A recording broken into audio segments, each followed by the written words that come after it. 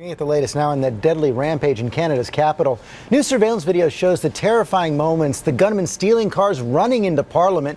ABC's Dan Harris is on the scene in Ottawa. And Dan, you have an inside look at exactly what happened in that Parliament building.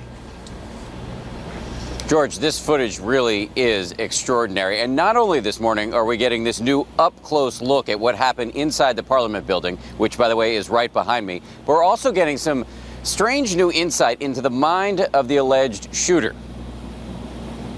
You are looking at a lone wolf terror attack in progress. Police say that is suspect Michael Zehaf-Bibeau. Watch as he leaves his car and bolts toward the Parliament building, gun in hand. Just moments earlier, he had allegedly shot and killed Corporal Nathan Cirillo, who'd been guarding the tomb of the unknown soldier right nearby. Now at the Parliament building, people in the gunman's path are frightened and fleeing. And look what he does next, stealing this black car, driving it around to the front steps, and then jumping out when the thing's still moving. As he races inside, there are officers in hot pursuit. Once inside, that massive gunfight, which ended with the Parliament's Sergeant-at-Arms, this man, Kevin Vickers, shooting and killing Zehaf-Bibeau.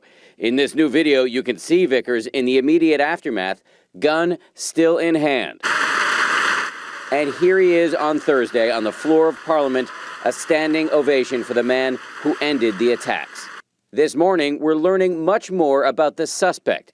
Police say they now believe he acted alone. His motive? They think this Muslim convert wanted to go to Syria and was frustrated that he was having trouble getting a passport. I'm not inside his head, but I think it was central to what was driving him. Worth noting, Zehaf-Bibeau had a long rap sheet, including drug and robbery charges. Also this morning, we're getting a sense of how close the shooter came to Stephen Harper, the Prime Minister of Canada, once he stormed the Parliament building. The gunman then came directly through this entryway where he started tangling with some of the guards. Shots were fired, and that's when the gunman started running, again with bullets flying at him, directly down this hallway. This is the incredible part. He then ran past these two rooms, which were filled with members of Parliament. And in fact, in this room was the Prime Minister himself. This member of Parliament was trapped, too, in a small room with her 2-month-old baby. Were you terrified? You must have been terrified. I was terrified, of course. How can I make sure the baby is not yelling and crying?